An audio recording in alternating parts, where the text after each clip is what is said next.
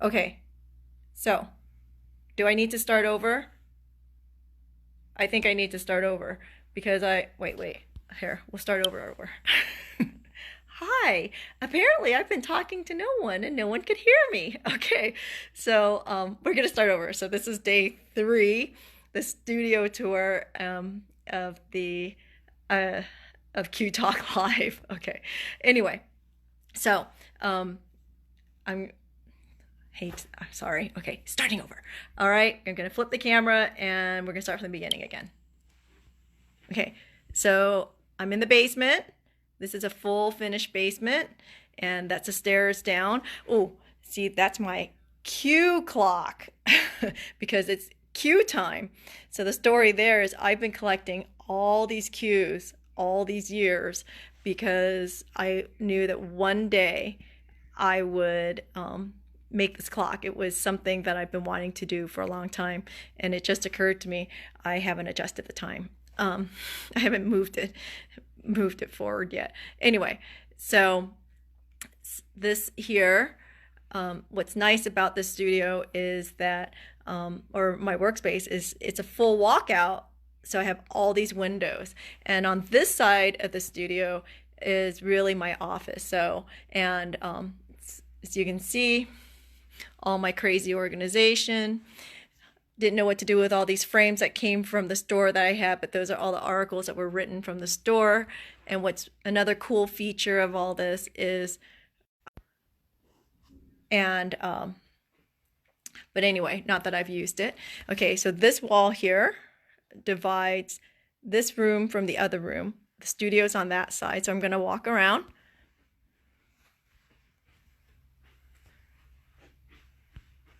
And this I created. I just love this. This is an IKEA thing. It was totally a Pinterest thing. And I faced all of them. How do I know what's inside? People ask me this all the time. I have a map that tells me what's in all of this. And what's sort of funny is it's not even halfway full. And I know people say that that's just more time to fill more stuff, but no. And then on this side is my studio space. So if you're in the area and you want to come, I have workspace here. So more storage, of course. I'm sure you recognize some of this stuff over here. Sort of fun. Lots and lots of organization. The sign, the Beat Q sign, this was the awning to one of our stores. So at one point or another, I had 2 stores. And so here, so this is where I keep all the stuff for classes. And down here, I have all the tools for classes. So every time I come home, I put it all away and I bring it all out. It keeps me a little bit organized, and so I know what's going on. I love this. This is from a Canadian artist. When we were in Canada, I bought that from her. See, she has a moose in all of her drawings. This was supposed to be a doormat, but I thought it was such a shame to walk in this stuff, so no. Oh, that's my light box to take pictures in. And then this is the studio. Y9 Beads was my jewelry line, so that was what I used to use at the shows. And this table here I just made last week. It was another table and I decided that I didn't like it. So anyway, so the craziness of this week and doing all this on the fly. I typically don't have all this stuff on my workbench, but check out all the wires that it takes to make this happen. You know, I'm makeshifting everything to get this to work. And I just think it's sort of funny, not even using the tripod. Ugh. So you can see there's the laptop connected to the monitor and all of the craziness, see? And if you're wondering what I was melting yesterday, well, I threw this metal sheet up. Behind it was the plastic box. I literally was watching the thing melt when we were working yesterday. It's like, oh God. So anyway, so this table used to be an executive desk. I took the tabletop off and I put the shelving underneath. And lo and behold, I actually had 2 shelves that were almost the exact same height. So more storage for me there. My whole stamp collection. Yes, drool. The bench shear, kiln, of course, rolling mill. And here are the workbenches. Okay, so the workbench, these are 3 vintage workbenches that I found at an industrial surplus. And what's crazy is I bought these a year before we bought the house. And do you see this? It fits right in this space. Unbelievable. I could not have planned it out. I mean, I bought these workbenches. They sat in a friend's barn for an entire year, and then we found the house. So I kept the tops raw and original. I just cleaned it up. I painted the bottom twice already because, of course, I didn't like the first round.